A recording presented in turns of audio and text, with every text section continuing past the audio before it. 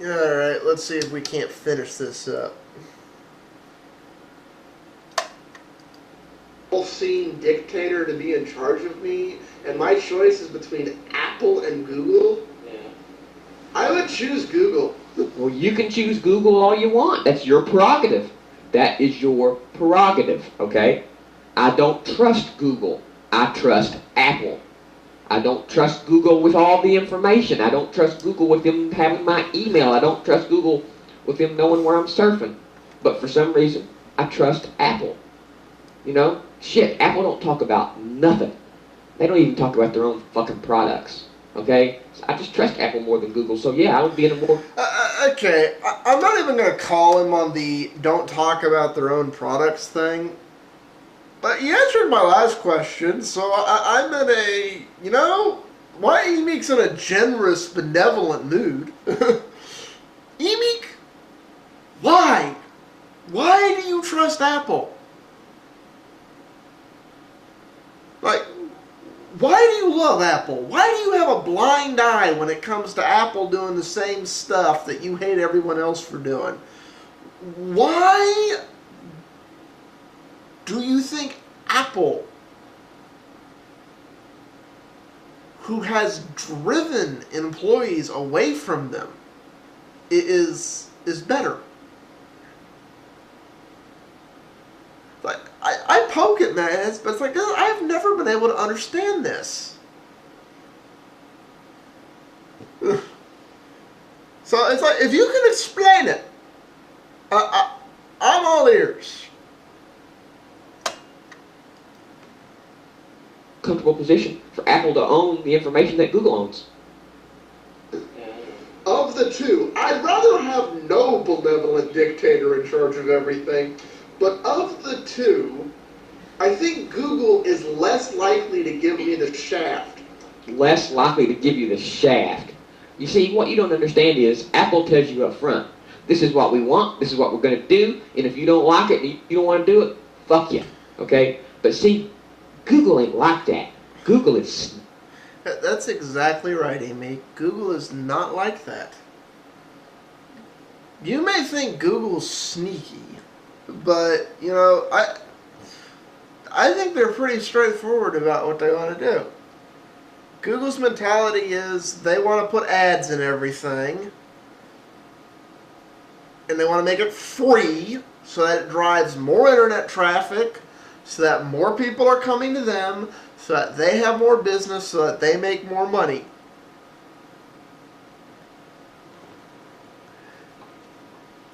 You know, he talked about Apple's not in the business to lose money. Of course they're not going to lose money on anything.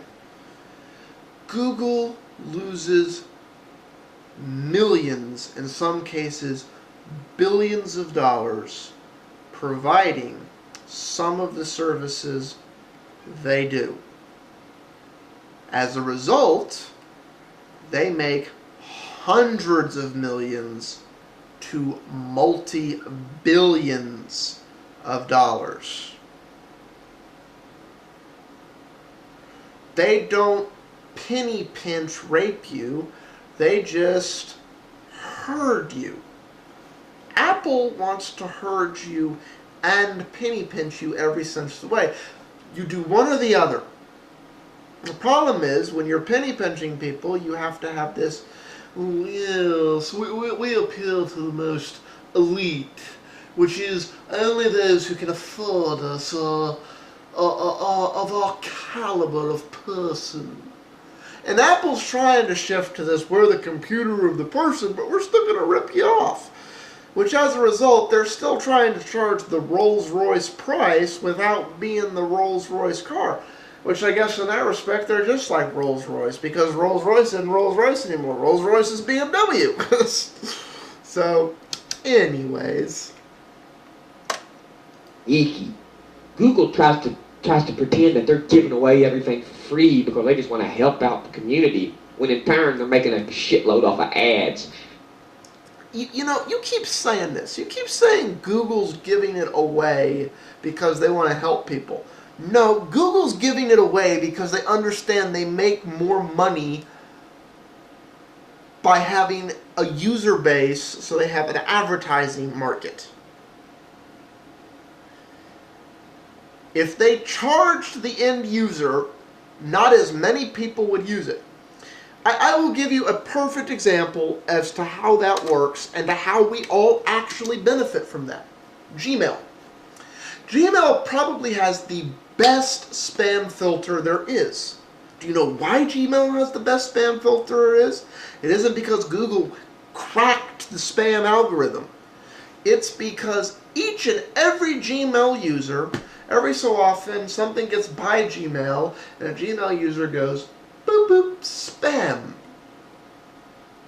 We are the aggregators of what belongs in our inboxes and what not. And every time we tell a Gmail account that it doesn't belong in our inboxes, odds are a few hundred other people did that, and then it knows to block it for the few million people. It's that simple. And we all benefit off of that. As a result, we get almost no spam in our Gmail accounts. It'll never be perfect, because we'll always have that 1 in 27 million that thinks they should have spam in their inbox and want to open it and want to hear about the ad for so-and-so and such and such. We can't help those people. I personally think the people in the white coats come to them and say, oh, no, you don't need this thing called a computer. We have this thing called a stamp. It's much better for you. But, yeah. Anyways, but you know, that is the Google philosophy. The Google philosophy is we're going to give it to you for free. We're going to give it to as many people as possible. And we're going to use the information we get from that to make it better, to create anonymous ad statistics so that we have advertising and yada yada. Now, I will admit that their ads are almost never on topic. I know why they're off topic. I can always spot why they're off topic. But this has to do with the fact that a computer makes mistakes a human never would. Damn it if this isn't going to take me one more part. But that's the thing. Yes, there's a price to that. I've given up a lot of privacy and I've given them a lot of information. This is why my Gmail account doesn't know who I am. This is also why I connect to the internet largely through proxy servers and do other things and yada yada and so forth. My actual name is in no way, shape, or form attached to any IP address I've ever connected through. Google does not have my actual name. If you all knew my actual name, you would laugh about the fact that I actually have less problem going through the internet using a nom de plume. For those of you who don't get the reference, I have a fake name I go by. A couple of them, actually. But, you know, even if you don't go to those paranoid regimes, and you really don't have to, you're still going to be fine. I have found Google's aggregation actually works better if you keep certain things separate. For example, my YouTube account is not linked to my Gmail account because I'm doing different things from each one. As a result, the suggested videos and ads that YouTube tends to put on tend to be more on topic for what I'm doing there, and the things that wind up in my email tend to be more on topic for the mindset I'm in there. If the two were linked, I'd get weird things like my roommate and my aunt and other things get where it's like the ads wind up not on topic because it's trying to aggregate too much information from overlapping fields. Anyways, peace out. One more part. If it's going to take more than that, I'm just cutting him off. Peace out.